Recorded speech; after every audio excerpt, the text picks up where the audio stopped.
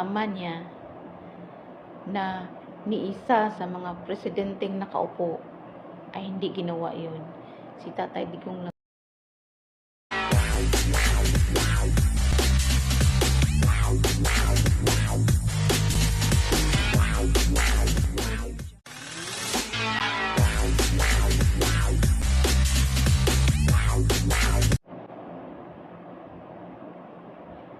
Ano masasabi mo sa panunungkulan ni Marcos?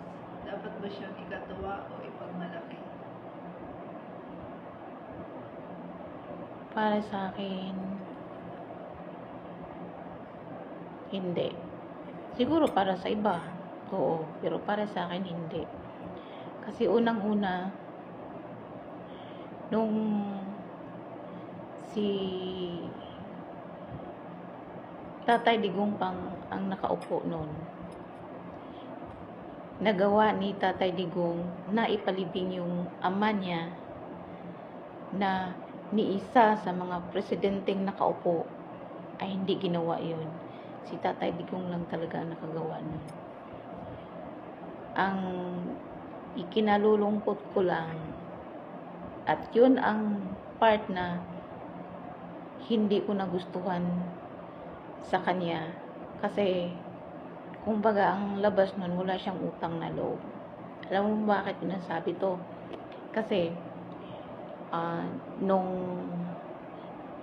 dinala si Tatay Digong sa ICC or The Hague, kinulong siya doon, parang wala man lang siyang ginawa para matulungan, wala man lang siyang ginawa para ipagtanggol nung ex-president natin na pinalitan niya.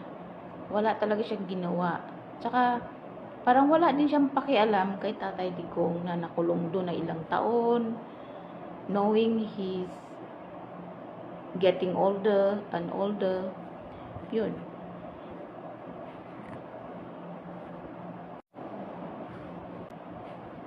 Kung sakaling tatakbo muli si Marcos, buboto mo pa siya? Never. Bakit? Kasi sa nakikita ko sa panunungkulan niya, ang daming pangyayaring patayan, pagnanakaw, kahit nga mga teenager ngayon nakakahawak na ng mga panaksak, nakakahawak na ng baril. Kaya yan ang dahilan kung bakit nakapatay sila.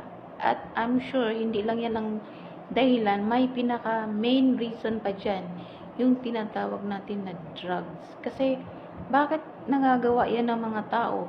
Kasi naka-drug sila. So ayoko na yung maulit yung mga ganun. Kasi sa totoo lang, yung panahon pa ni Tatay Digong nun, tahimik sa paligid. Kumbaga maglalakad ka dyan sa tabi-tabi, feeling mo safe na safe ka. Ngayon, subukan mo maglakad dyan sa tabi-tabi, within a few seconds, may hahablot na sa'yo dyan. Hindi ka na makauwi.